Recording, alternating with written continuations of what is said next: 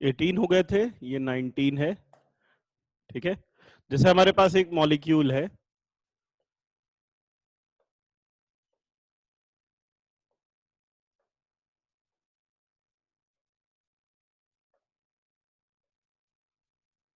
ठीक है, इसमें अब बताइए इस मॉलिक्यूल में कॉन्जुगेशन है या नहीं है? इस मॉलिक्यूल में कॉन्जुगेशन है या नहीं है? यस, कहीं पर भी कॉन्जुगेशन ब्रेक नहीं हो रहा है।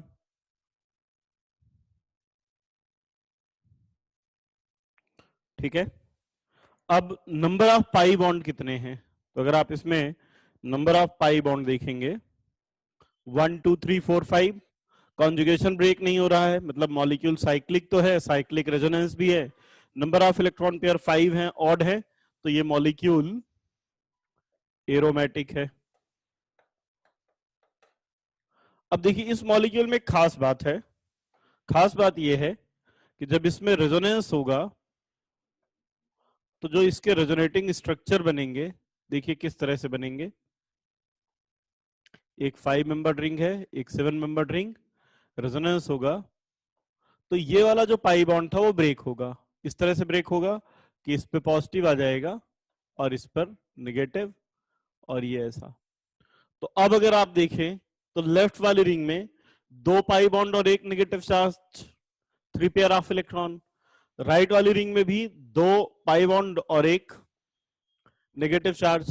तो इसका जब ये जो पॉजिटिव चार्ज है वो लेफ्ट वाली रिंग में रेजोनेंस करेगा और जो नेगेटिव चार्ज है राइट वाली रिंग में रेजोनेंस करेगा। तो इसका जो हाइब्रिड बनेगा वो हाइब्रिड कैसा बनेगा, जिसमें जो स्मॉलर रिंग है उस पर नेगेटिव चार्ज आएगा और जो लार्जर रिंग है इस पर पॉजिटिव चार्ज आएगा। और अगर एक रिंग पर पॉजिटिव आ गया और एक रिंग पर नेगेटिव आ गया, मतलब इस मॉलिक्यूल में क्लियर पॉजिटिव और नेगेटिव चार्ज आ रहे हैं, तो इसके डाइपोल मोमेंट की डायरेक्शन क्या हो जाएगी, फ्रॉम पॉजिटिव टू नेगेटिव। और क्लियर चार्जेस आने के कारण इस मॉलिक्यूल का डाइपोल मोमेंट एक्सेप्शनली बहुत हाई होगा। तो ध्यान रखिएगा, इस मॉलिक्यूल जिसका नाम है एजुलीन, एजुलीन का डाइपोल मोमेंट बहुत ज्यादा मिलता है। और हाई डाइपोल मोमेंट मिलने का रीजन क्या है कि यहां पे क्लियर पॉजिटिव और clear negative charge. Dipole moment की डायरेक्शन क्या होगी, 7 membered ring to 5 membered ring, क्योंकि 7 मेंबर्ड रिंग में पॉजिटिव चार्ज आएगा और 5 मेंबर्ड रिंग पे negative charge, from positive to negative. चलिए कुछ और एग्जांपल देखते हैं। जैसे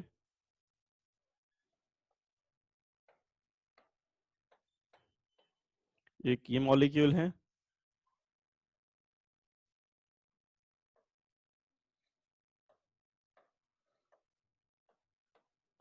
दूसरा ये मॉलिक्यूल है और तीसरा ये मॉलिक्यूल है। ठीक है ना।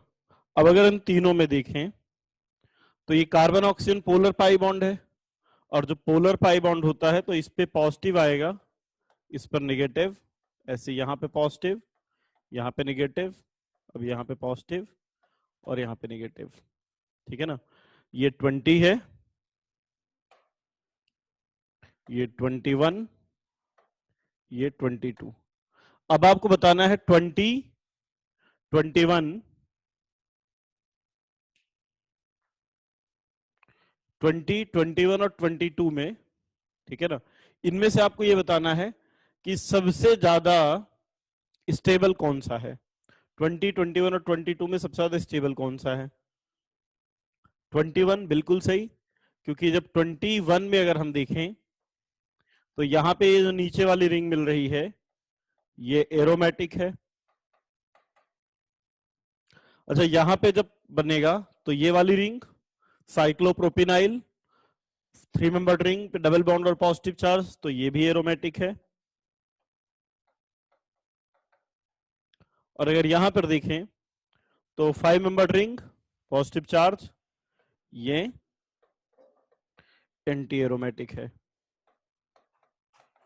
तो अगर इन तीनों में बात की जाए स्टेबिलिटी की, 20, 21 और 22 में अगर हम बात करें स्टेबिलिटी की, तो बताइए सबसे ज्यादा स्टेबल कौन सा है? सबसे ज्यादा स्टेबल 21, 21, उसके बाद 21 के बाद 22 या 20, उसके बाद 22 क्योंकि एरोमेटिक है, और 20 लीस्ट स्टेबल होगा क्योंकि वो एंटी एरोमेटिक है।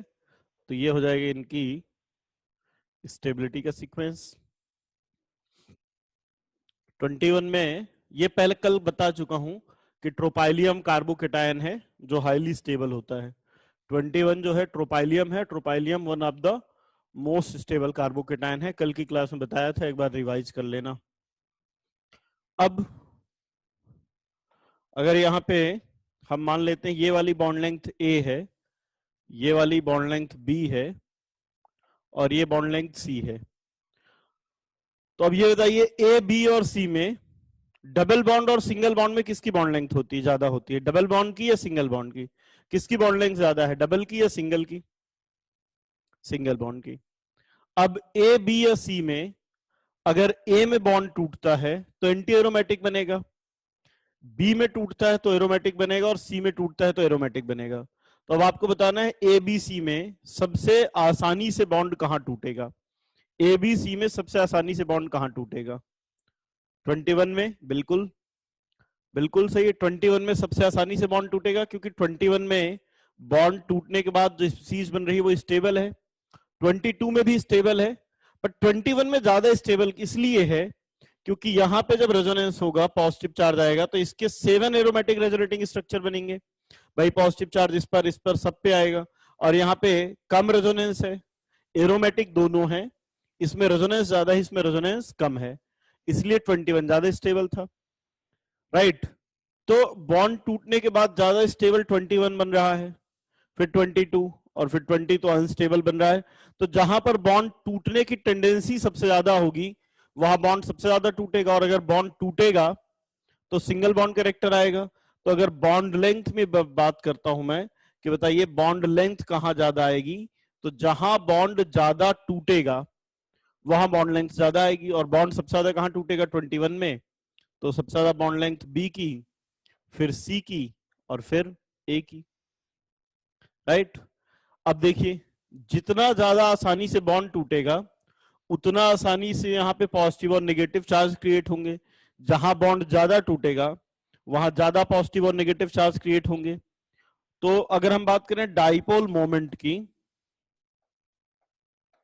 तो डाइपोल मोमेंट वहां ज्यादा आएगा जहां बॉन्ड ज्यादा टूटेगा सबसे, क्योंकि जहां बॉन्ड ज्यादा टूटेगा वहां पॉजिटिव और नेगेटिव भी ज्यादा क्रिएट होंगे, तो इसलिए डाइपोल मोमेंट भी वहीं पे सबसे ज्यादा आएगा जहां पे अपोजिट चार्ज ज्यादा क्रिएट हो रहे। तो डाइपोल मोमेंट का भी डायरेक्शन सबसे ज्यादा बी, फिर सी, फिर ए।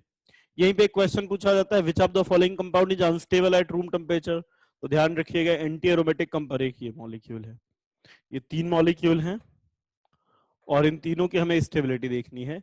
तो अगर हम 23 की बात करें तो यहाँ पे बॉन्ड को हमें इस तरीके से तोड़ना है कि बॉन्ड टूटने के बाद जो स्पीसीज बन रही हैं वो स्टेबल हो, राइट। तो अब देखिए अगर मैं यहाँ पे बॉन्ड को इस तरह से तोड़ता हूं कि नीचे वाले पर पॉजिटिव आए, ऊपर वाले पर निगेटिव, तो नीचे पॉजिटिव आने पर ये भी एरोमेटिक हो जाएगी, ये वाली रिंग भी एरोमेटिक और ये भी एरोमेटिक, तो दोनों रिंग एरोमेटिक हो रही हैं।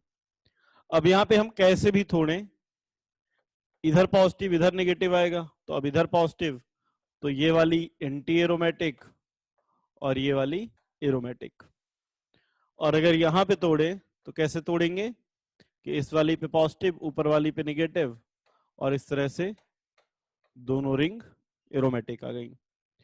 अब ध्यान रखिएगा अगर कोई भी मॉलिक्यूल ऐसा है जिसमें एक भी रिंग एंटी एरोमेटिक है तो फिर वो पूरा मॉलिक्यूल ही एंटी एरोमेटिक हो जाता है।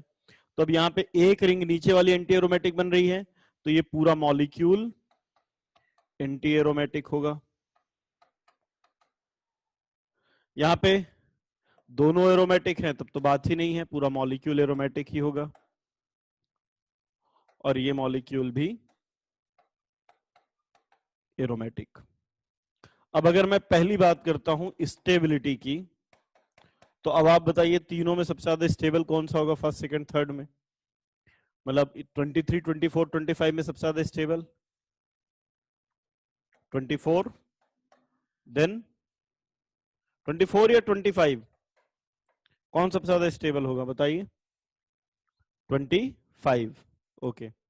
25 सबसे ज्यादा, देन 23 और 24 तो हाईली अनस्टेबल होगा। 24 तो हाईली अनस्टेबल है। और रीजन क्या है 24 के हाईली अनस्टेबल होने का?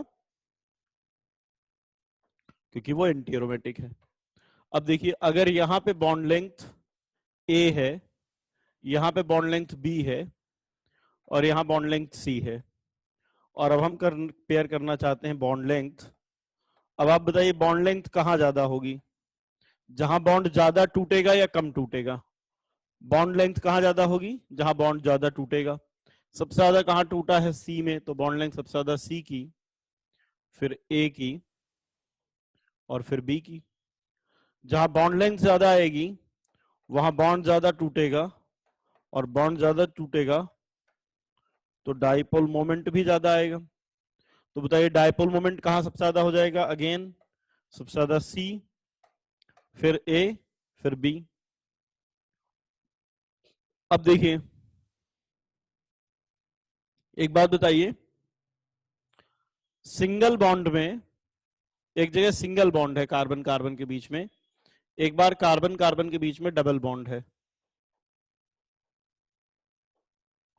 ये ए, ये बी, ये ए, ये बी।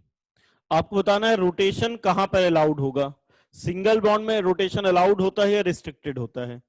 किस में रोटेशन अलाउड है, सिंगल बॉन्ड में या डबल बॉन्ड में? रोटेशन कहां पे हो पाएगा? डबल बॉन्ड में रोटेशन होता है। अच्छा, डबल बॉन्ड में रोटेशन डबल बॉन्ड में होता है, सिंगल बॉन्ड में? सिंगल बॉन्ड में होता है, बहुत बढ़िया। सिंगल बॉन्ड है अगर तो यहां पे रोटेशन अलाउड है, जबकि डबल बॉन्ड अगर है तो रोटेशन अलाउड नहीं है। डबल बॉन्ड में रोटेशन रिस्ट्रिक्टेड होता है, डबल बॉन्ड के राउंड रोटेशन नहीं हो सकता। ज्योमेट्रिकल आइसोमर में हमने ये पढ़ा था, ठीक है। तो अब देखिए इन तीनों में ही डबल बॉन्ड कैरेक्टर है, तो तीनों में रोटेशन अलाउड नहीं है, ठीक है। अगर यहां पे डबल बॉन्ड टूट के सिंगल बॉन्ड बन जाए, ध्यान सुनिएगा, अगर डबल बॉन्ड टूट के सिंगल बॉन्ड बन जाए तो रोटेशन अलाउड होगा या नहीं होगा? अगर डबल बॉन्ड टूट के सिंगल बॉन्ड बन जाए तो रोटेशन अलाउड होगा? होगा। तो जहां पे डबल बॉन्ड सबसे ज्यादा टूटेगा वहां पे रोटेशन सबसे ज्यादा इजी होगा। बताइए सबसे ज्यादा बॉन्ड कहां टूट रहा है 23, 24 और 25 में सबसे ज्यादा बॉन्ड कहां टूट रहा है? 25 में। तो सबसे इजीली रोटेशन भी कहां होगा? सी में, फिर ए में, फिर बी में। सबसे इजी रोटेशन भी सी में होगा, फिर ए में, फिर बी में। अब देखिए अगर बॉन्ड नहीं टूटा है और हमें बॉन्ड तोड़ना पड़े तो घुमाने के लिए कुछ न कुछ एनर्जी देनी पड़ेगी। जितनी एनर्जी देनी पड़ती है डबल बॉन्ड के राउंड बॉन्ड को तोड़ के, अगर हमें यहां पे डबल इसके बी के राउंड बॉन्ड को घुमाना है तो पहले बॉन्ड तोड़ना होगा फिर घूमेगा। तो जब रोटेशनल एनर्जी बैरियर, सबसे ज्यादा एनर्जी कहां लगेगी? बॉन्ड तोड़ के घुमाने के लिए सबसे ज्यादा एनर्जी कहां लगेगी बताइए? जहां पे बॉन्ड ज्यादा टूटा है या कम टूटा है? 24 में सबसे कम एनर्जी लगेगी या सबसे ज्यादा? रोटेशनल एनर्जी बैरियर सबसे कम कहां पे होगा, 24 में या 25 में? सबसे ज्यादा एनर्जी कहां लगेगी रोटेशनल एनर्जी बैरियर? देखो बात ध्यान से सुनना, जरा ध्यान से सुनना, ध्यान से सुनो एक बार सभी लोग, बोलने से पहले सुनो। जहां पर बॉन्ड टूटा है वहां पे हमें कम एनर्जी देनी पड़ेगी बॉन्ड तोड़ने के लिए, ठीक है। 23, 24, 25 में बॉन्ड कहां टूटा हुआ है? सबसे ज्यादा बॉन्ड कहां टूटा है? 25 में। तो जहां बॉन्ड ऑलरेडी टूटा है वहां पे हमें बॉन्ड तोड़ना नहीं पड़ेगा, तो घुमाने के लिए लगने वाली एनर्जी कम है। जबकि 24 में अगर आपको घुमाना है, 24 में अगर आपको घुमाना है तो पहले बॉन्ड तोड़ना पड़ेगा, तो बॉन्ड तोड़ोगे फिर घुमाओगे तो ज्यादा एनर्जी लगेगी, इसलिए सबसे ज्यादा रोटेशनल एनर्जी बैरियर होगा 24 का, फिर 23 का। ठीक है, रोटेशनल एनर्जी बैरियर की बात करें अगर हम, तो सबसे ज्यादा एनर्जी लगेगी बी वाले बॉन्ड को घुमाने के लिए, फिर ए वाले। चलिए नेक्स्ट टॉपिक लिखिए, hyperconjugation. Whenever carbon hydrogen sigma bond electron are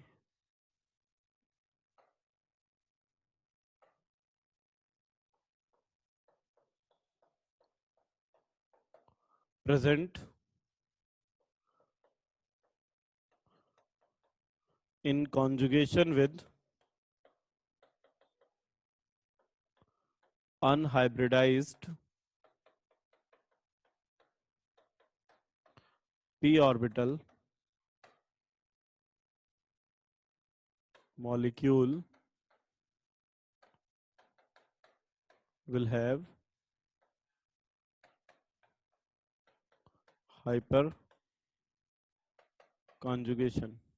ठीक है ना, जब भी unhybridised p orbital carbon hydrogen sigma bond के कॉन्जुगेशन में होगी तो वहां पे हाइपर कॉन्जुगेशन होगा। तो ये ध्यान रखना है कि हाइपर कॉन्जुगेशन में कार्बन हाइड्रोजन सिग्मा बॉन्ड के इलेक्ट्रॉन इन्वॉल्व होते हैं, और कब इन्वॉल्व होंगे, जब कार्बन हाइड्रोजन सिग्मा बॉन्ड के इलेक्ट्रॉन कॉन्जुगेशन में हो किसके साथ, अनहाइब्रिडाइज्ड p ऑर्बिटल में। देखिए कैसी condition,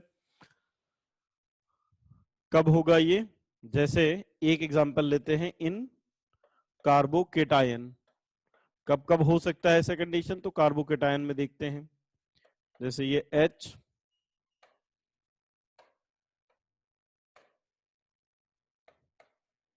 HC H H CH2 positive, ये है sp2 हाइब्रिडाइज्ड कार्बन। ठीक है ना, sp2 हाइब्रिडाइज्ड कार्बन से लगा हुआ जो sp3 कार्बन होता है, ये होता है अल्फा कार्बन, और ये जो sp3 का कार्बन से लगे हुए हाइड्रोजन हैं, ये होते हैं अल्फा हाइड्रोजन। तो हाइपर कॉन्जुगेशन में कार्बन हाइड्रोजन सिग्मा बॉन्ड के जो इलेक्ट्रॉन हैं, अल्फा पोजीशन के जो इलेक्ट्रॉन हैं, वो इन्वॉल्व होते हैं हाइपर कॉन्जुगेशन में। चलिए एक पॉइंट और लिखिए,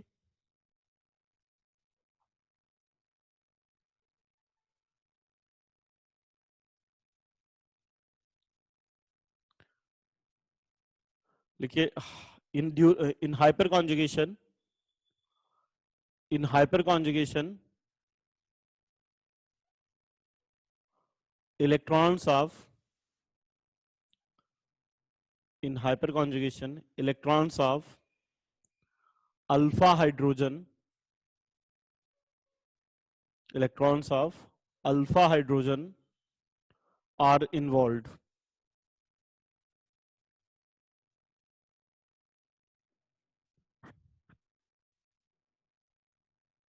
ठीक है, तो अल्फा हाइड्रोजन के जो इलेक्ट्रॉन होंगे वो इन्वॉल्व होंगे। अब देखो कैसे इन्वॉल्व होते हैं उसको समझिएगा। ये है अनहाइब्रिडाइज्ड p ऑर्बिटल, ये carbon hydrogen sigma bond, single bond और वैकेंट ऑर्बिटल। तो ये इलेक्ट्रॉन अगर यहां पे मूव करते हैं तो देखिए क्या होगा, H C H double bond CH2 और ये H पॉजिटिव, इस तरह से मूव किया। अब जितनी पॉसिबिलिटी इस इलेक्ट्रॉन की है उतनी ही पॉसिबिलिटी इन इलेक्ट्रॉन्स की भी है, ये भी मूव कर सकते हैं। और अगर ये इलेक्ट्रॉन मूव करते तो ये क्या बन जाता, C H H H positive double bond CH2। अब एक पॉसिबिलिटी ये है कि यहाँ पे ये वाले इलेक्ट्रॉन भी मूव कर सकते हैं, ये वाले इलेक्ट्रॉन, अगर ये वाले इलेक्ट्रॉन मूव करते हैं तो जो नया हाइपर कॉन्जुगेटिव स्ट्रक्चर बनेगा वो ऐसा बन जाएगा CH double bond CH2H positive. ठीक है, तो हाइपर कॉन्जुगेशन में अगर हम देखें तो कार्बन हाइड्रोजन सिग्मा बॉन्ड के जितने भी इलेक्ट्रॉन हैं वो सभी कार्बन हाइड्रोजन सिग्मा बॉन्ड के इलेक्ट्रॉन अनहाइब्रिडाइज्ड p ऑर्बिटल की तरफ जाएंगे। इसको हम कहते हैं हाइपर कॉन्जुगेशन। अब हाइपर कॉन्जुगेशन में देखिए इसके और इसके बीच में कोई बॉन्ड नहीं है, इस कार्बन और हाइड्रोजन के बीच में कोई बॉन्ड नहीं है, तो एक पॉइंट और लिख लीजिएगा, क्या? It is also called no bond resonance. Hyperconjugation को ही नो बॉन्ड रेजोनेंस भी कहते हैं। It is also called no bond resonance. इसको हम नो बॉन्ड रेजोनेंस भी कहते हैं क्योंकि यहां पे इनके बीच में कोई बॉन्ड नहीं है। इसी को हम बेकर नेथन इफेक्ट भी कहते हैं। बेकर नेथन इफेक्ट क्यों? क्योंकि बेकर और नेथन दो साइंटिस्ट थे जिन्होंने पहली बार इसको ऑब्जर्व किया था, इसलिए बेकर नेथन इफेक्ट। ठीक है, अब देखिए जब हाइपर कॉन्जुगेशन हो रहा है तो जो कार्बन का पॉजिटिव चार्ज इस कार्बन पे था वो हाइड्रोजन पर भी आ रहा है, फिर अगली बार यहां पे आ गया, फिर अगली बार इस हाइड्रोजन पे आ गया। अब मान लो हमारे पास एक दूसरा मॉलिक्यूल है जिसमें कार्बन पर पॉजिटिव चार्ज है ना, एक ये मॉलिक्यूल है, दूसरा CH3 CH2 पॉजिटिव है, यहां पर कोई भी हाइपर कॉन्जुगेशन नहीं है, तो यहां पे पॉजिटिव चार्ज 100% कार्बन पर रहेगा, लेकिन यहां पे कार्बन का पॉजिटिव चार्ज हाइड्रोजन पे चला गया, तो यहां पे क्या है, पॉजिटिव चार्ज एक एटम पे है और यहां पे पॉजिटिव चार्ज पूरे मॉलिक्यूल पे डिस्पर्स हो गया। यहां पे कोई भी एनायन आता है, कोई भी नेगेटिव आयन आता है, सीधे इससे कंबाइन हो जाएगा, क्योंकि यहां पे इसी एटम पे 100% चार्ज है, जबकि यहां पे कार्बन का charge over the molecule disperse हो गया। तो अगर किसी कारण से चार्ज डिस्पर्स हो जाता है तो मॉलिक्यूल स्टेबल होगा, और इसीलिए हम लिख सकते हैं hyperconjugation is stabilising phenomena. Next point लिख लीजिएगा, एक पॉइंट यहां पे नोट कर लीजिएगा, हाइपर कॉन्जुगेशन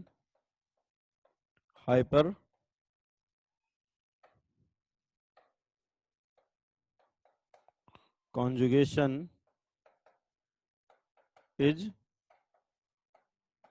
स्टेबलाइजिंग फिनोमिना।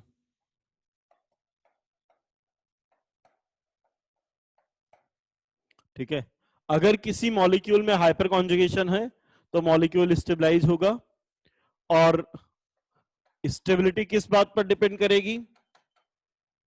देखिए जितने ज्यादा अल्फा हाइड्रोजन होंगे चार्ज उतना ज्यादा डिस्पर्स होगा, और जितना ज्यादा चार्ज डिस्पर्स होगा उतनी ज्यादा स्टेबिलिटी, इसलिए हम सीधे लिख सकते हैं stability directly proportional to number of alpha hydrogen. जितने अल्फा हाइड्रोजन होंगे उतना ज्यादा हाइपर कॉन्जुगेशन, जितने ज्यादा अल्फा हाइड्रोजन उतना ज्यादा चार्ज डिस्पर्स होगा, चार्ज डिस्पर्स होगा तो स्टेबिलिटी ज्यादा होगी। अगर हम हाइपर कॉन्जुगेशन में देखें तो हाइपर कॉन्जुगेशन में सिग्मा बॉन्ड के इलेक्ट्रॉन मूव कर रहे हैं। इंडक्टिव में बताइए किसके इलेक्ट्रॉन मूव करते हैं, सिग्मा बॉन्ड के या पाई बॉन्ड में? इंडक्टिव में सिग्मा बॉन्ड के, हाइपर कॉन्जुगेशन में भी सिग्मा बॉन्ड के, और रेजोनेंस में पाई बॉन्ड के। अब आप खुद बताइए, इंडक्टिव में इलेक्ट्रॉनों का ट्रांसफर पार्शियल, ध्यान सुनिएगा, इंडक्टिव में इलेक्ट्रॉन का ट्रांसफर पार्शियल है, हाइपर कॉन्जुगेशन में इलेक्ट्रॉन का ट्रांसफर कंप्लीट है, मेजोमेरिक में भी इलेक्ट्रॉन का ट्रांसफर कंप्लीट है, बट मेजोमेरिक में पाई बॉन्ड के इलेक्ट्रॉन मूव करते हैं, पाई बॉन्ड के इलेक्ट्रॉन जो है वो लूजली बॉन्डेड होते हैं। ठीक है, तो इसलिए मेजोमेरिक में इलेक्ट्रॉन का ट्रांसफर ज्यादा इजी होता है, क्योंकि वहां पर पाई बॉन्ड के इलेक्ट्रॉन मूव करते हैं जो कि लूजली बॉन्डेड थे, आसानी से मूव कर जाएंगे। हाइपर कॉन्जुगेशन में भी इलेक्ट्रॉन का कंप्लीट ट्रांसफर होता है, लेकिन यहाँ पे सिग्मा बॉन्ड के इलेक्ट्रॉन का कंप्लीट ट्रांसफर होता है, और सिग्मा बॉन्ड के इलेक्ट्रॉन का ट्रांसफर डिफिकल्ट होगा, इसलिए हाइपर कॉन्जुगेशन मेजोमेरिक से वीक होता है, और इंडक्टिव और ज्यादा सबसे वीक होगा। और इसका रीजन क्या है कि इंडक्टिव में सिग्मा बॉन्ड के इलेक्ट्रॉनों का पार्शियल ट्रांसफर होता है, तो सबसे स्ट्रॉन्ग मेजोमेरिक, फिर हाइपर कॉन्जुगेशन, फिर इंडक्टिव। इसीलिए अगर कभी भी किसी क्वेश्चन में हाइपर कॉन्जुगेशन और इंडक्टिव के बीच में क्लैश हो, मतलब एक में हो सकता है हाइपर कॉन्जुगेशन ज्यादा हो, एक में इंडक्टिव ज्यादा हो, तो जो ओवरऑल इफेक्ट आएगा वो हाइपर कॉन्जुगेशन से आएगा। जैसे अगर एक जगह मेजोमेरिक लग रहा है, एक जगह हाइपर कॉन्जुगेशन लग रहा है, तो जो मोर डोमिनेटिंग फैक्टर होगा वो मेजोमेरिक होगा। चलिए इसको एग्जांपल के थ्रू समझते हैं। जैसे जैसे ये कार्बोकेटायन है ना, अब इनमें हमें देखना है स्टेबिलिटी। तो यहाँ पे तो 0 अल्फा हाइड्रोजन, sp2 कार्बन से कोई sp3 लगा ही नहीं है। यहाँ पे ये sp2 है, इससे ये sp3 लगा है, और 3 अल्फा हाइड्रोजन हो जाएंगे, अल्फा कार्बन से 3 अल्फा हाइड्रोजन। यहाँ पे ये भी sp3, ये भी sp3, ये भी अल्फा कार्बन, ये भी अल्फा कार्बन, 3 हाइड्रोजन यहाँ, 3 यहाँ, तो 6 अल्फा हाइड्रोजन। यहाँ पे 9 अल्फा हाइड्रोजन। तो अगर इन चारों में स्टेबिलिटी देखी जाए तो सबसे ज्यादा स्टेबल हो जाएगा 4, 3, 2 और 1। जितने ज्यादा अल्फा हाइड्रोजन उतनी ज्यादा स्टेबिलिटी। चलिए और एग्जांपल देखते हैं। जैसे CH3, CH positive CH3, CH3, CH2, CH positive, CH2, CH3। अब देखिए मिथाइल और इथाइल में अगर प्लस आई देखें तो इथाइल का ज्यादा है, लेकिन हाइपर कॉन्जुगेशन देखें तो यहाँ पे 6 अल्फा हाइड्रोजन है, और यहाँ पे ये वाले केवल दोनों अल्फा कार्बन है, तो 4 अल्फा हाइड्रोजन है। ऑल्दो इंडक्टिव इसका ज्यादा है, हाइपर कॉन्जुगेशन इसका ज्यादा है, तो अब फर्स्ट वाला ज्यादा स्टेबल होगा।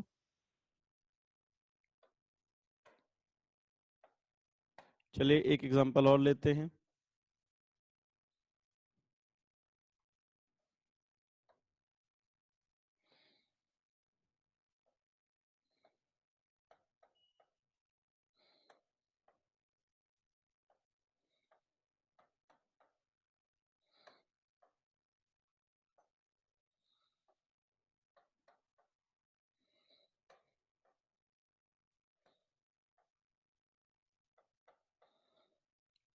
देखिए इन 4 कार्बोकेटायन में अगर देखें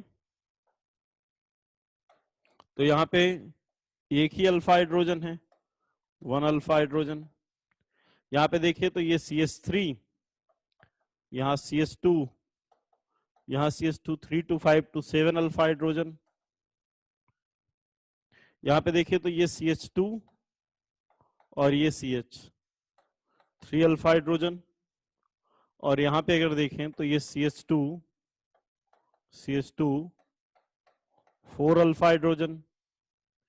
तो अगर ये 1 है, ये 2 है, ये 3 है, और ये 4 है, तो यहाँ पे सबसे ज्यादा स्टेबल हो जाएगा सेकेंड वाला, 2, फिर 4, फिर 3 और फिर 1।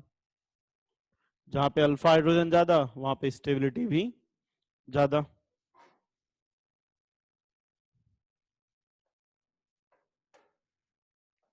चलिए और एग्जांपल देखते हैं।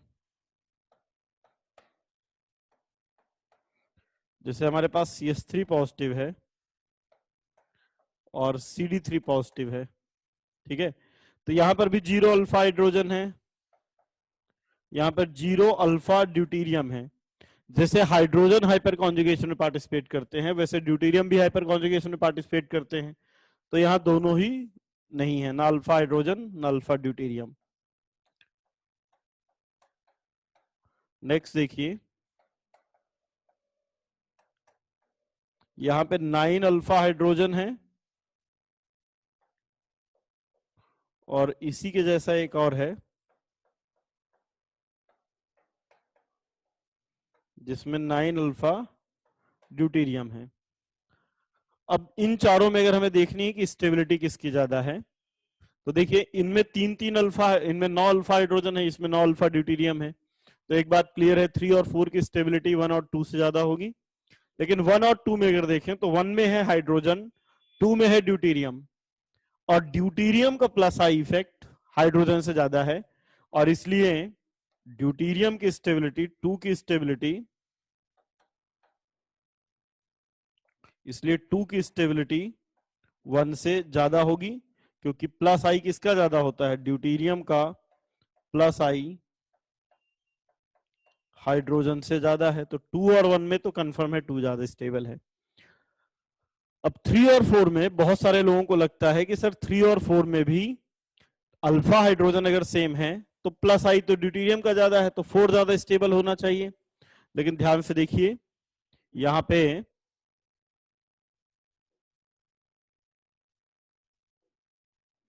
पे अगर ड्यूटेरियम हम लेते हैं और एक बार हाइड्रोजन लिया है तो देखिए चेंजेस क्या है।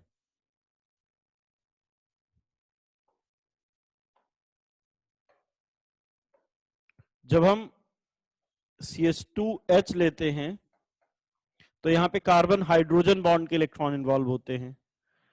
जब ड्यूटेरियम लेते हैं तो कार्बन ड्यूटेरियम के इलेक्ट्रॉन इन्वॉल्व होंगे। यहां पे जो इलेक्ट्रॉन मूव कर रहे हैं वो कार्बन हाइड्रोजन बॉन्ड के हैं, और यहां पे जो इलेक्ट्रॉन मूव कर रहे हैं वो कार्बन ड्यूटेरियम की है।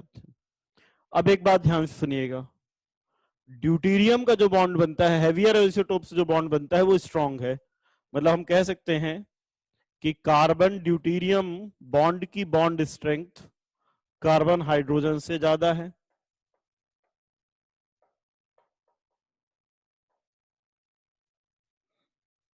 Carbon deuterium bond carbon hydrogen से ज्यादा स्ट्रांग है।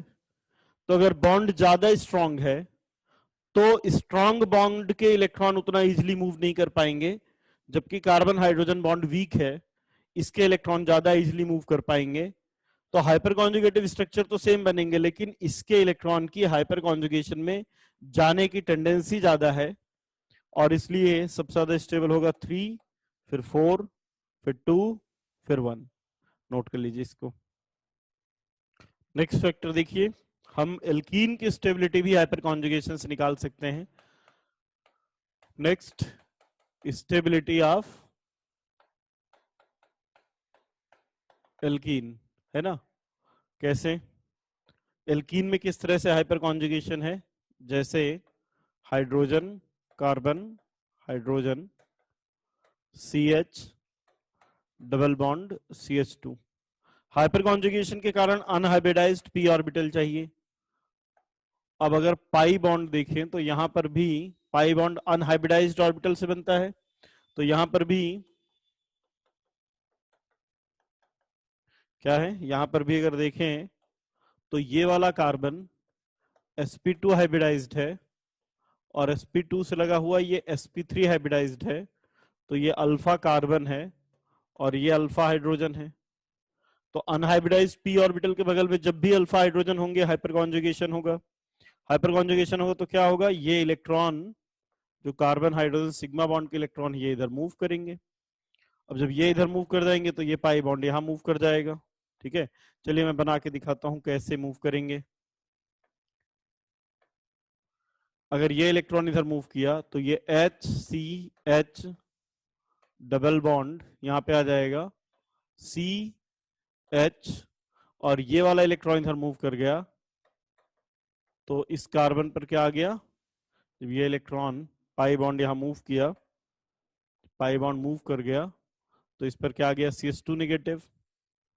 अब जितनी पॉसिबिलिटी थी इधर के इलेक्ट्रॉन के मूव करने की, उतनी ही पॉसिबिलिटी इन तीनों के मूव करने की है। अगर बाकी के मूव करते हैं तो H positive CH double bond CH2 negative. अब अगर ऊपर वाला मूव कर जाए, ये वाला मूव कर जाए तो ये बन जाएगा H positive double bond CH2 negative. ठीक है, स्टेबिलिटी ऑफ एल्कीन, एल्कीन की जो स्टेबिलिटी है is directly proportional to number of alpha hydrogen. जितने ज्यादा अल्फा हाइड्रोजन होंगे उतने ज्यादा हाइपर कॉन्जुगेटिव स्ट्रक्चर बनेंगे और एल्कीन की स्टेबिलिटी उतनी ही ज्यादा होगी। नोट कर लीजिए इसको, फिर आगे चलते हैं। नोट कर लिया? चलिए अब एग्जांपल लेके समझते हैं डिफरेंट टाइप ऑफ एल्कीन की कहां पे स्टेबिलिटी ज्यादा आएगी। जैसे CH2 double bond CH2 CH3 CH double bond CH2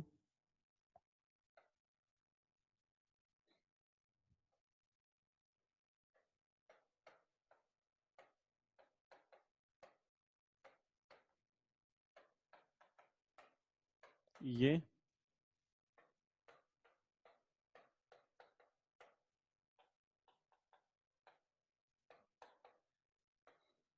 और ये वाला है सिस, ये वाला है ट्रांस, है ना। अब अगर इनमें देखा जाए तो यहां पे है 0 अल्फा हाइड्रोजन, यहाँ पे 3 अल्फा हाइड्रोजन, यहाँ पे है 6 अल्फा हाइड्रोजन और यहाँ पर भी है 6 अल्फा हाइड्रोजन। अब बताइए इन चारों में सबसे ज्यादा स्टेबल कौन सा है, इन चारों में सबसे ज्यादा स्टेबिलिटी किसकी है। तो देखो इसमें भी 6 अल्फा हाइड्रोजन, इसमें भी 6 अल्फा हाइड्रोजन, बट ये सिस है और ट्रांस है, और सिस और ट्रांस में ज्यादा स्टेबल होगा ट्रांस, फिर सिस। यहाँ पे 3 अल्फा हाइड्रोजन 6, तो 6 वाला ज्यादा, ये 3 ये वाला सबसे कम। अल्फा हाइड्रोजन कौन से, sp2 से लगे हुए sp3, तो 3।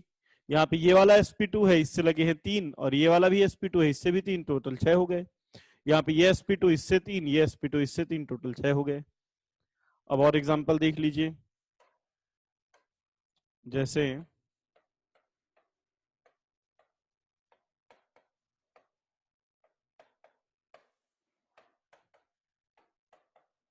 यहाँ पर भी 6 अल्फा हाइड्रोजन है,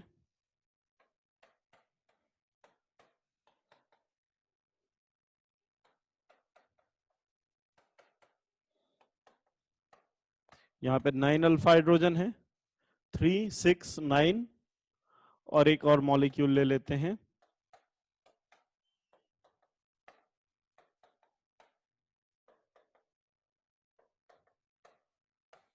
यहाँ पे 12 अल्फा हाइड्रोजन।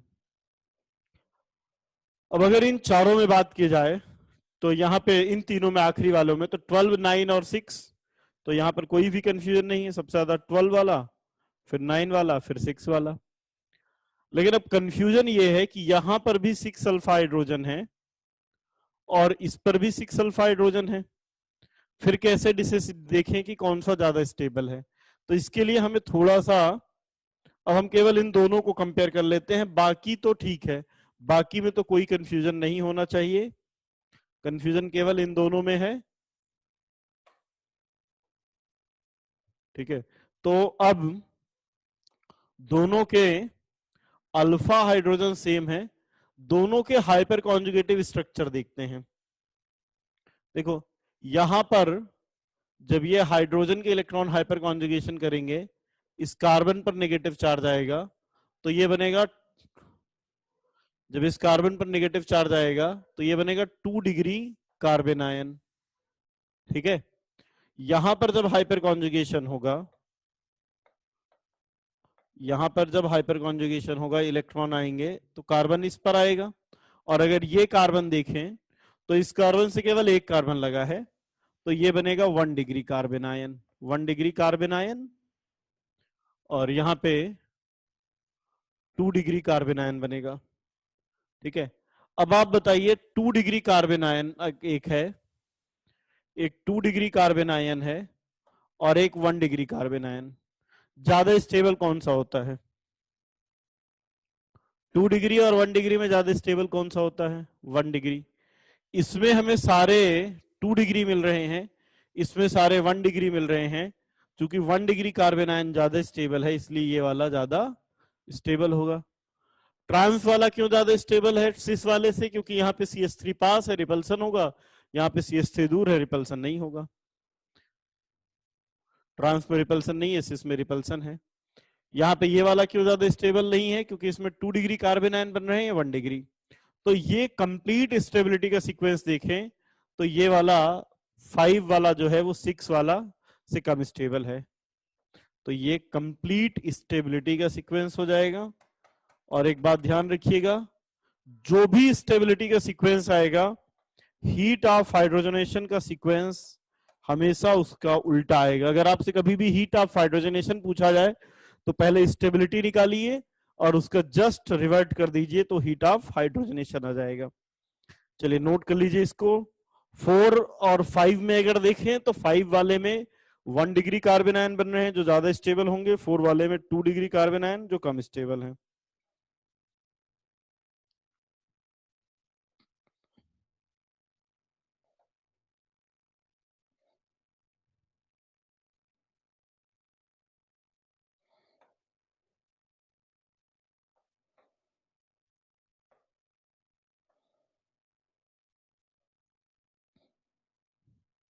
चलिए नेक्स्ट एग्जांपल इन मॉलिक्यूल्स में देखते हैं स्टेबिलिटी का सीक्वेंस।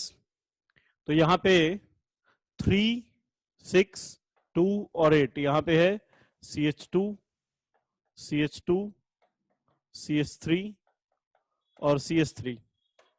तो यहाँ पे अगर अल्फा हाइड्रोजन देखें 3, 6, 2, 3, 3, 6, 2, 8 to 10, 10 अल्फा हाइड्रोजन। यहाँ पे है 2, यहाँ पे है 2, तो यहाँ पे 4 अल्फा हाइड्रोजन। यहाँ पे अगर देखें तो 2 और +1, 3 अल्फा हाइड्रोजन। यहाँ पे CH3, CH2, CH3 to 5, 6 alpha hydrogen. तो अगर इन सभी में देखा जाए तो सबसे ज्यादा स्टेबल है 1, फिर 4, फिर 2 और फिर 3। जितने ज्यादा अल्फा हाइड्रोजन उतनी ज्यादा स्टेबिलिटी। यहां पे देखिए ये है CH2, CH2, CH3, CH2, CH2, 3 to 5 और 2, 7 अल्फा हाइड्रोजन। यहाँ पे 4 अल्फा हाइड्रोजन, तो ये ज्यादा स्टेबल है। यहाँ पे देखिए CH3, CH3, CH3, CH3, 12 alpha hydrogen. यहाँ पे अगर देखें तो CH3, CH, CH3, CH3, तो 3 + 1, 4 अल्फा हाइड्रोजन। तो ये वाला ज्यादा स्टेबल है, नोट कर लीजिए इसको।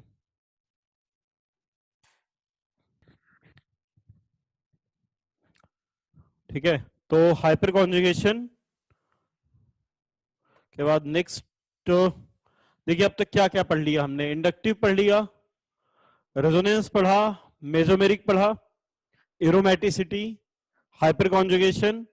अब कुछ और छोटे छोटे रूल्स हैं, तो नेक्स्ट रूल लिख लीजिए, ब्रेड्स रूल।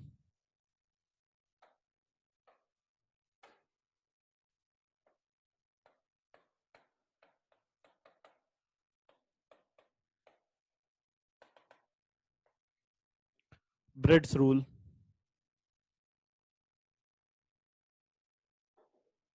ओके, लिखिए ब्रेड्स रूल।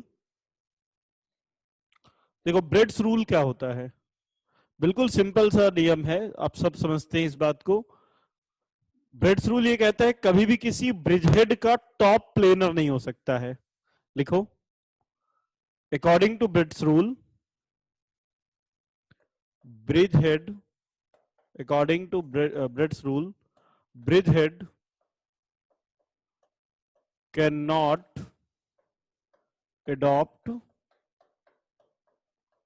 planar geometry. हो सकता है अभी ये पॉइंट समझ में ना आए कि ब्रिजहेड प्लेनर ज्योमेट्री अडॉप्ट करता है, इसका मतलब क्या है। देखो ब्रिजहेड क्या होता है पहले तो ये समझ लें, तो फिर ये समझ में आएगा ब्रिजहेड प्लेनर क्यों नहीं हो सकता। कोई भी ऐसा मॉलिक्यूल जिसमें किसी एक कार्बन से दोनों रिंग जुड़ी होती हैं, उसका ये जो टॉप वाला कार्बन है और ये बॉटम वाला कार्बन है, ये कहलाता है ब्रिज हेड। ये है ना, ये है ब्रिज हेड। अब जो ब्रिज हेड है वो पिरामिड के टॉप जैसा दिखता है। समझो कैसा है, जैसे मान लो देखो ये कार्बन है, कार्बन, यहां पर ये कार्बन, ये वाला कार्बन, ये ऐसा, ये कार्बन टॉप वाला, ये कार्बन, ये कार्बन, फिर नीचे ऐसी रिंग इधर आई और इधर जाके 6 मेंबर रिंग इमेजिन करो। अब क्या है, ये 1 कार्बन और 4 कार्बन के बीच में एक और कार्बन आया है ऐसा, तो ये जो ब्रिजहेड का टॉप है वो ऐसा दिखेगा, ब्रिजहेड का टॉप ये हो गया, और ये जो टॉप है ये कैसा दिख रहा है, ब्रिजहेड का टॉप पिरामिडल है। ठीक है, क्या कभी किसी ब्रिजहेड का टॉप प्लेनर हो सकता है? नहीं, क्योंकि पिरामिड का टॉप कभी प्लेनर हो ही नहीं सकता। अगर ये दोनों रिंग को हमें जोड़ना है और जोड़ रहे हैं इस कार्बन से, तो ये प्लेनर नहीं हो सकता ऐसा। ठीक, तो बड़ा सिंपल सा लॉजिक है कि ब्रिजहेड एटम ये वाला कभी प्लेनर नहीं हो सकता, ये क्या होगा, पिरामिडल होगा। ठीक है, अब अगर ब्रिजहेड कभी भी प्लेनर नहीं हो सकता, इसका मतलब क्या हुआ, इसका मतलब ये हुआ कि कौन सा कार्बन प्लेनर होता है, sp2 हाइब्रिडाइज प्लेनर होता है। इसका मतलब ब्रिजहेड कार्बन पर कभी भी sp2 हाइब्रिडाइजेशन नहीं हो सकता। तो दूसरा पॉइंट हो गया,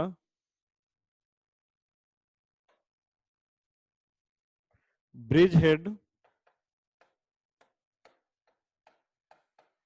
carbon can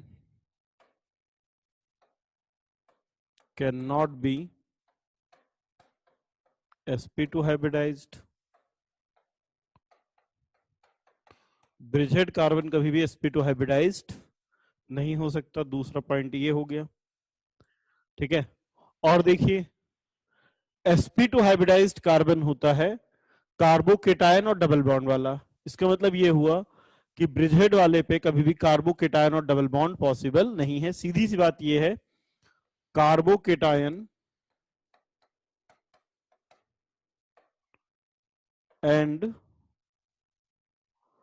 double bond are not possible on bridgehead carbon. Bridgehead carbon पर डबल बॉन्ड और पॉजिटिव चार्ज दोनों चीजें पॉसिबल नहीं है, और अगर कभी ऐसा हुआ तो मॉलिक्यूल हाईली अनस्टेबल होगा। ठीक है, अगर कभी ब्रिजहेड पर पॉजिटिव चार्ज आया तो ऐसा मॉलिक्यूल हाईली अनस्टेबल है। अब देखिए, जितने भी ऐसे ब्रिजहेड वाले कार्बोकेटायन बनेंगे वो सभी बहुत अनस्टेबल होंगे। जैसे मैं कुछ अनस्टेबल कार्बोकेटायन बनाता हूं अभी,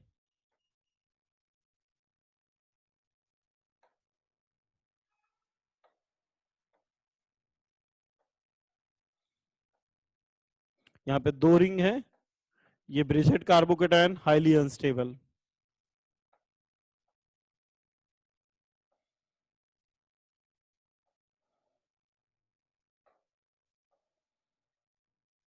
इसमें एक 5 एक 4, ये भी हाईली अनस्टेबल। इसमें 2 5 मेंबर रिंग, ये भी हाईली अनस्टेबल। जितने भी ब्रिजहेड कार्बोकेटायन होंगे सब के सब हाईली अनस्टेबल होंगे। इसमें 2 6 मेंबर रिंग, ये भी highly unstable. They all are highly unstable. ठीक है, किसी ने पूछा था अभी कुछ देर पहले कि सर अनस्टेबल कब होंगे, तो बेटा जब एंटी एरोमेटिक होता है तब अनस्टेबल होते हैं। अनस्टेबिलिटी किससे आती है, एंटी एरोमेटिसिटी से। अनस्टेबिलिटी किससे आती है, जब ब्रिजहेड पे पॉजिटिव चार्ज होते हैं तब। तो ये सभी बहुत अनस्टेबल हैं, लेकिन अगर हम रिंग का साइज बढ़ाते जाएं तो फिर वो कंपेरेटिवली ज्यादा स्टेबल होगा। अगर स्मॉलर रिंग पे ब्रिजहेड पे पॉजिटिव चार्ज है तब तो बहुत ही ज्यादा अनस्टेबल है, लेकिन अगर रिंग का साइज बढ़ा दिया जाए तो कंपेरेटिवली ज्यादा स्टेबल होगा। जहां पे लार्जर रिंग इन्वॉल्व है वो कंपेरेटिवली ज्यादा स्टेबल है। वैसे तो ये सभी हाईली अनस्टेबल हैं, बट इसमें भी जब रिंग का साइज बढ़ा देंगे तो कंपैरेटिवली स्टेबिलिटी बढ़ती जाएगी। ये है ब्रेड्स रूल। डांसिंग रेजोनेंस, ठीक है, डांसिंग रेजोनेंस केवल एक ही मॉलिक्यूल है जिसमें डांसिंग रेजोनेंस होता है। कौन सा मॉलिक्यूल है, साइक्लो प्रोपाइल मिथाइल। ठीक है, अब जो मैं इफेक्ट बता रहा हूं वो बहुत छोटे छोटे से इफेक्ट हैं। पहले हमने देखा इंडक्टिव, मेसोमेरिक रेजोनेंस, बहुत सारी चीजें थी, एरोमेटिसिटी में बहुत सारी चीजें थी। लेकिन ब्रिट्स रूल बहुत छोटा सा रूल है कि ब्रिजेट पर पॉजिटिव चार्ज नहीं होना चाहिए, पॉजिटिव चार्ज होगा तो अनस्टेबल होगा। डांसिंग रेजोनेंस केवल एक ही मॉलिक्यूल में है, साइक्लोप्रोपाइल मिथाइल। ये है cyclopropyl methyl carbocation, cyclopropyl methyl. अब इसमें एक पर्टिकुलर स्पेशल टाइप का रेजोनेंस है, देखिए कैसे। यहां पे ये 3 सिग्मा बॉन्ड है और इन तीनों सिग्मा बॉन्ड के इलेक्ट्रॉन ट्रांसफर हो जाते हैं। कैसे? ये वाला पाई बॉन्ड टूटेगा, जब पाई बॉन्ड टूटेगा तो इस वाले पर आएगा निगेटिव और इस वाले पर आएगा पॉजिटिव। और जब ऐसा हुआ तो देखिए कैसा बना, ये वाला बॉन्ड टूटा, इस पर निगेटिव आया, इस पर पॉजिटिव आया, इस पर ऑलरेडी पॉजिटिव था और इस पे जब ऑलरेडी पॉजिटिव था तो पॉजिटिव निगेटिव के बीच बन गया बॉन्ड। तो एक ऐसा रेजोनेटिंग स्ट्रक्चर बन गया। यहाँ पे एक पॉसिबिलिटी ये भी है कि जैसे अभी ये वाला बॉन्ड टूटा था, ठीक है ना, अब दूसरा ये वाला बॉन्ड टूट जाए, और अगर ऊपर वाला बॉन्ड टूटता तो देखो फिर से ये वाला बॉन्ड टूटा है ना, कौन सा बॉन्ड टूटा है? पहले ये वाला टूटा था 1, अब कौन सा टूटा? ये 2, ये वाला यहां से टूटा है ना। तो जब 2 वाला टूटा तो फिर से इस ऊपर वाले पे जब बॉन्ड टूटेगा तो किसी एक पर आएगा पॉजिटिव, इस पर आएगा निगेटिव, इस पे पहले से पॉजिटिव था, निगेटिव पॉजिटिव के बीच में बॉन्ड बन गया। तो ये ऐसा रेजोनेटिंग स्ट्रक्चर बन गया। अब देखो अगर ये वाला बॉन्ड टूटता है, ये वाला 3 वाला बॉन्ड टूटता है तो 2 पॉसिबिलिटी है, ध्यान से देखना। 2 पॉसिबिलिटी है, एक तो नीचे पॉजिटिव आए ऊपर निगेटिव, और इस पर पॉजिटिव था ही भाई। जब बॉन्ड टूटेगा तो किसी एक पर नेगेटिव आएगा, एक पे पॉजिटिव, ऊपर वाले पे नेगेटिव आया, इस पे ऑलरेडी पॉजिटिव था, तो इन दोनों के बीच में बन गया बॉन्ड, नेगेटिव और पॉजिटिव के बीच में बॉन्ड बन गया और ये ऐसा बन गया। क्या हुआ ध्यान समझिएगा। बॉन्ड टूटा, इलेक्ट्रॉन इधर गए, इस पर आया नेगेटिव, इस पे था पॉजिटिव, इस नेगेटिव और पॉजिटिव के बीच में बॉन्ड बन गया, यहां पॉजिटिव रहा आया।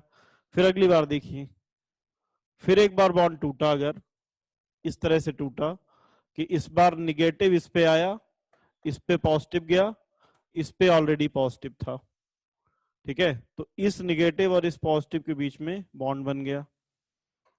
और जब बॉन्ड बन गया तो ये निगेटिव न्यूट्रल हो गया, ये पॉजिटिव भी न्यूट्रल हो गया, तो ये ऐसा बन गया। तो जो पॉजिटिव चार्ज इस कार्बन पे था, जो पॉजिटिव चार्ज कार्बन पे था, वो कभी यहां आ रहा है, कभी ऊपर जा रहा है, कभी नीचे, कभी ऊपर। ऐसा लग रहा है जैसे पॉजिटिव चार्ज स्टेप्स चेंज करके डांस कर रहा हो, और इसीलिए इसको कहते हैं डांसिंग रेजोनेंस। डांसिंग रेजोनेंस ये one of the most stable carbocation category में आता है। जितना ज्यादा डांसिंग रेजोनेंस होगा उतनी ज्यादा स्टेबिलिटी होगी। जैसे एग्जांपल लेते हैं, एक मॉलिक्यूल है जिसमें 3 तरफ से साइक्लोप्रोपाइल मिथाइल रिंग लगी हैं, तो 3 साइड से डांसिंग रेजोनेंस होगा। दूसरा मॉलिक्यूल है जिसमें 2 डांसिंग रेजोनेंस वाली रिंग लगी हैं, और एक तीसरा मॉलिक्यूल है जिसमें एक ही डांसिंग रेजोनेंस वाली रिंग लगी है। तो अगर इन तीनों में स्टेबिलिटी देखें तो सबसे ज्यादा डांसिंग रेजोनेंस फर्स्ट में, तो फर्स्ट सबसे ज्यादा स्टेबल, फिर सेकंड और फिर थर्ड।